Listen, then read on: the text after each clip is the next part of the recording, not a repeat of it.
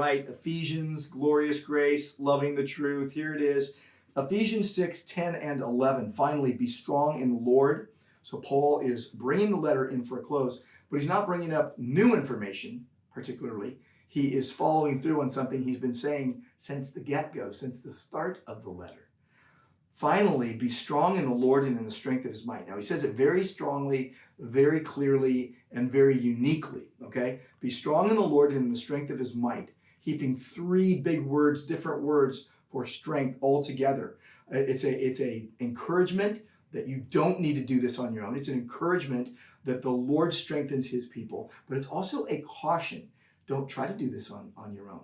Don't try to go with the pride of man. You need to trust the Lord and make these good choices, because verse 11 then says, put on the whole armor of God.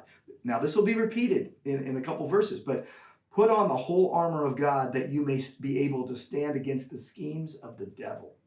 And this is what we'll be looking at Sunday morning. Now, one thing I want to say is that these verses are very well known, but they're also very often misused in different ways in different Christian communities. And here's our opportunity, and as the Lord gives us opportunity, we get into the Word, we want to handle it accurately. Here's our opportunity to maybe correct some wrong thinking about it, but also put us right on the path of this is what this verse means, and here are some applications of this verse and this passage in our lives. And you know what we're all about as a church is loving Jesus because he first loved us, and we love the truth. We want to live it. We want to share it. We want to practice it in our lives. And as a church and out in the community to the ends of the earth. And really, if you think about Grace Church of Orange, you know, this will be week 2 of a trial run in the field house.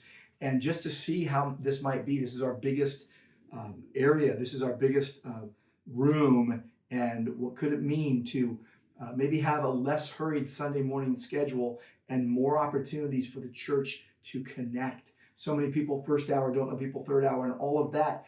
And so interestingly, if some of you are like, hey, there's too much time between services now. Oh no. You know what I would say? Go out and make some friends. Go out and introduce yourself to someone you don't know. Break away from your friend group. That's amazing. And go and find someone you don't know and say hello. Introduce yourself. See who they are. Because remember, oh, I don't know everyone. Well, here's your opportunity to know more people. Okay? You can't be friends with everybody, but you can always be friends with more people. All right? The Lord wants us to be kind and friendly and all of that and just welcome people warmly. Maybe there's someone for their first time coming to Grace Church. Introduce them just like you hopefully were introduced. People introduced themselves to you when you first came to Grace Church. And if they didn't, you know how important it is and you remember that, and so you make sure that doesn't happen to someone else. One other thing I want to say.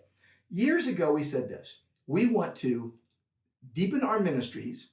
We want to develop our property, and we want to deploy resources. And we always want to be deepening our ministries. We always, at some level, not always, we don't always develop property. We do upkeep and be good stewards, but we just built the field house. So that's a development of the property. But what about deploying resources? Not just locally, but to the ends of the earth. We've had a long line of young men be pastoral interns. Now, we always want everyone serving the Lord in every realm of their life and whatever arenas of influence God has placed you in.